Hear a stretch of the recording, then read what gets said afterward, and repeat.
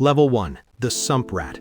You were born below the waterline. Not metaphorically, literally below it. The sump is where Zaun's runoff goes, chemical waste, discarded experiments, the gray overflow of 1,000 Piltovan manufactories that sit above you like a ceiling that never ends. You grew up learning which puddles to step around. You learned before you could read that the shimmer blue ones will burn through your boot in under a minute, and the black ones are old enough to be mostly harmless, and the ones that smell like copper are the ones that will make you sick 3 days later in ways a sump doctor might or might not be able to fix, depending on how much you can pay.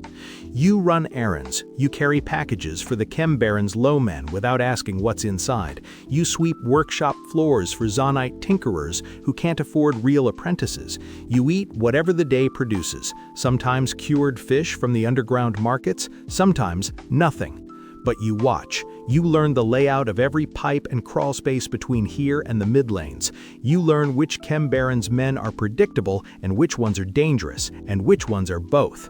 You learn that Zaun doesn't give you anything. Everything here is taken, traded, or built in bad light. One day, someone notices you know things. That's how it starts. Level 2. The Runner. You move product now, not shimmer. You're not trusted for shimmer yet, and you're smart enough to not want to be. You run messages, components, coin pouches, small crates with clasps you don't open. You learn the route between the entresol level and the deep sump in 11 minutes flat using the old maintenance tunnels that the Piltovan city planners forgot to put on their maps because Piltovans don't come down here. Why would they? The job teaches you things no school in the upper city could. You learn how to read a street, how to clock the difference between a warden patrol and a Chem Baron shakedown from 2 blocks away, how to make yourself small and forgettable when the wrong eyes are scanning. The gray shimmer fog that drifts through certain corridors at certain hours. You learn to hold your breath, tilt your face, keep moving. Some runners don't learn that in time. You've seen what the fog does to a person's lungs over a season. You're paid in script that's only good at certain shops, which means you're paid in a leash. You know this. You keep running anyway because the alternative is the sump floors, and you've already done that. Level 3. The Enforcer. Someone handed you a weapon and said, "You're big enough now." You work collections. When a shopkeeper is behind on his protection payments, you go have a conversation. When a rival operation tries to move product through your employer's corridor, you explain why that's not going to happen. You don't always have to hurt anyone. Presence is most of the work. The right posture, the right silence, the knowledge behind your eyes that you will follow through, and the other person can see that you will. But sometimes you do hurt someone. You try not to think about it too long. Zaun has its own moral logic. If it wasn't you standing here, it would be someone worse, and at least you have lines you don't cross. Most days, that's enough. The shimmer is a problem. Not for you, not yet, but around you. You watch it move through the mid-lanes, the blue-white glow of it behind people's eyes. You've seen what it does over time. Enhances first, costs later. There's a woman 3 corridors over who started taking it for the strength boost, and now she can lift a cart overhead with one hand and shakes so badly between doses she can barely hold a cup. You file that away. You don't touch it. What you do touch is information. You know more about this district than anyone above you in the chain. That's going to matter. Level 4. The Chem Punk Lieutenant. You run a crew now. Not the biggest, not the most feared, but yours. 6 people who trust you with their rent money and their safety, which in Zaun is the same thing. Your employer gives you a territory, 3 blocks of mid-lane corridors, a stretch of pipe market, and 1/2 of a transit bridge that the other half belongs to a different crew, and you've had exactly 4 tense conversations about the border. You've learned something most people in your position learn too late. The violence is the last resort, not the first. The first resort is economics. You look at your territory the way a prefect would. Who's profitable, who's not, where are the inefficiencies, what can you offer that nobody else is offering? You start a quiet arrangement with a Zaunite tinkerer who fixes chem suits for cheap. Her shop is in your territory. You make sure nobody bothers her. She charges your people half rate. Everyone eats. The wardens come through once a month. You know which ones are bought and which ones aren't.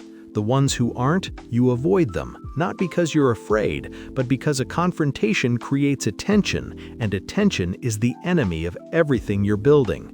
Zaun doesn't reward the visible, it rewards the durable. Level 5. The Chem Baron's right hand. You have access to the upper room now. The Chem Baron you serve, you've watched him for 3 years, studied how he operates, understood that his power isn't his muscle or even his money, it's his information. He knows what Piltover counselors want that they can't be seen wanting. He knows which enforcer captain can be rented and which one is genuinely incorruptible and therefore must be worked around. He knows where the bodies are. Not metaphorically. In Zaun, that phrase is frequently literal. Your job is to be his extension. You manage the lieutenants. You handle disputes before they become wars. You are the reason the machine keeps running on the days he doesn't feel like running it. The shimmer operation is your responsibility now. You've learned the chemistry, not how to make it, but what it does to tissue, to cognition, to longevity. The average shimmer dependent has 3 years before the enhancements stop working and the costs don't. You know this. You move the product anyway. This is the deal you made, and you're honest enough with yourself to know you made it. Sometimes a name drifts down from Piltover, an inventor, a city-state decision, a new regulation that will affect the flow of precursor chemicals into the Undercity. You track these. You report upward. You are the Chem Baron's eyes in the middle distance, not the street, not the summit, the complicated space between. Level 6. The Chem Baron. The gray smoke of the Undercity sits outside your window like everything you came from. You are a Chem Baron now, not because someone gave it to you, because the previous one made the mistake of trusting the wrong person and you were patient enough to still be standing when it resolved. That's the Zaunite succession plan. There isn't one. There's just whoever survives the transition. Your territory covers 4 districts of the mid-lanes and 2 deep sump corridors. Thousands of people live inside your economic gravity without knowing your name. The shimmer trade flows through your supply chain, the protection rackets, the gray market imports of Piltover tech, the underground physician network that serves people who can't afford the clinics above, all of it under your umbrella, all of it generating the coin that keeps the whole structure standing. Piltover counselors come to you sometimes. Not officially, never officially. They arrive through back channels with requests that their position prevents them from making publicly, and they leave with arrangements that benefit them and cost you nothing but leverage, which is the most valuable currency in any city. You are beginning to understand that the line between Zaun and Piltover is not geography, it's paperwork. The same hungers exist on both sides, you're just more honest about it.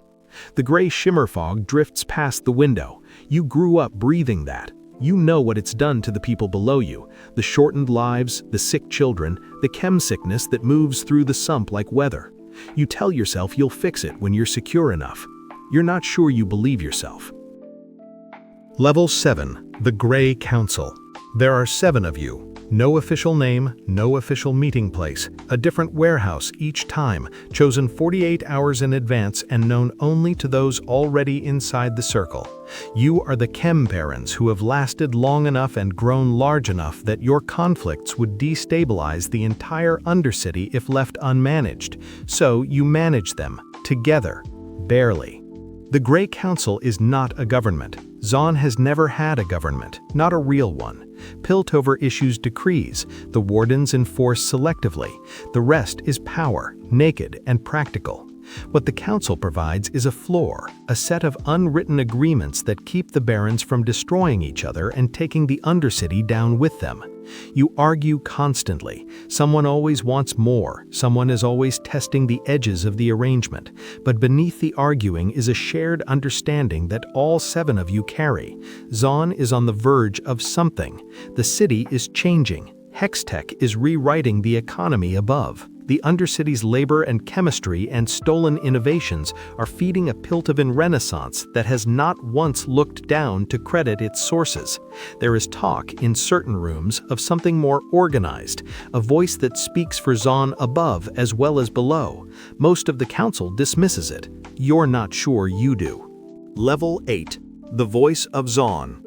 Nobody elected you. Nobody had to. You simply became the person every faction, the barons, the chempunks, the sump doctors, the tinkerers, the runners who are still running because there's no other option, could agree to not destroy.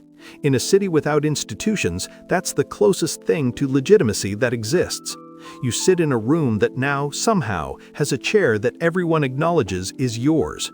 Piltovan representatives send envoys, actual envoys, with official titles on their cards. They are deeply uncomfortable being here, and they need you anyway, and you let them feel both things while you listen. You grew up below the waterline. You know which puddles to step around. You know the 11-minute route through the maintenance tunnels.